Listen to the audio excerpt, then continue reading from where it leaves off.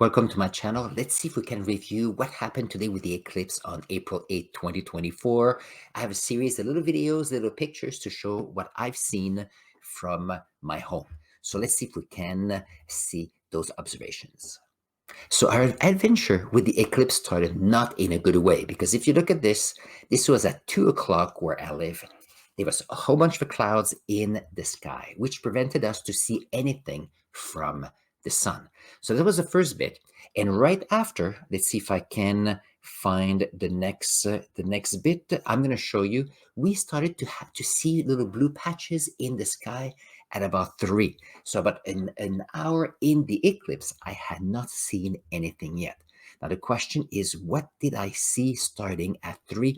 Let's see if we can see a series of pictures together.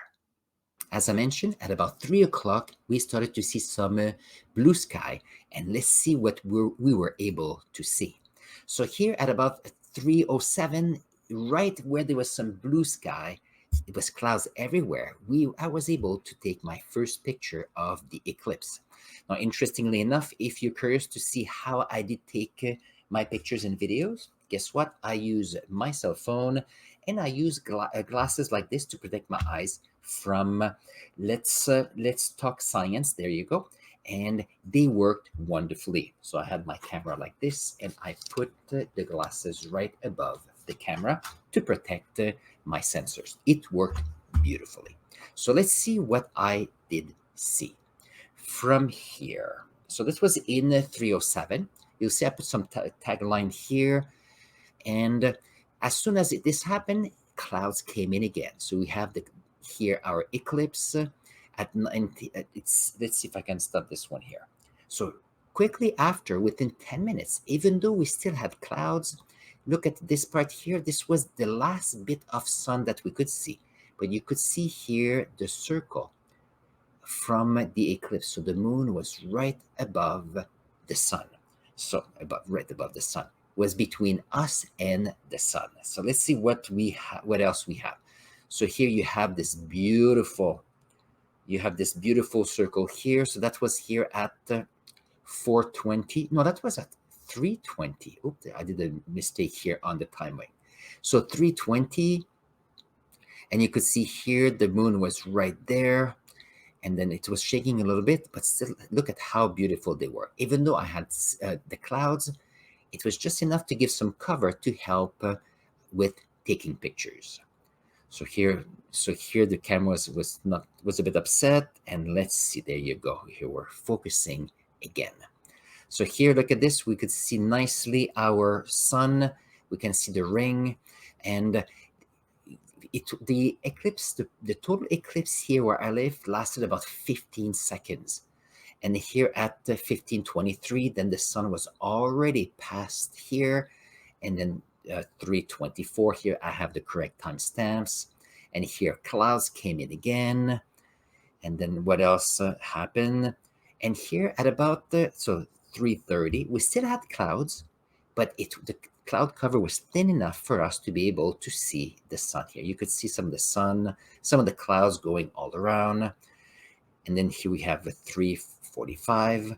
And here the clouds started to go, because at about 4, there were no clouds at all. And here we could see our great picture here at 4:12. We had a little glimpse here, 12:14, just a little wedge left of the moon, 16:21.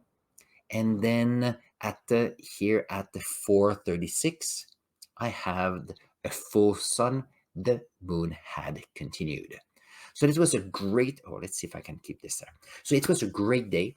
Even though I had cloud cover to start with, it was beautiful. It allowed me to gather some data. I also did gather some data with respect to how much luminosity I had. So with the lux meter, I also looked at temperature. Temperature started at about 11 degrees, came down to about just under 8 degrees.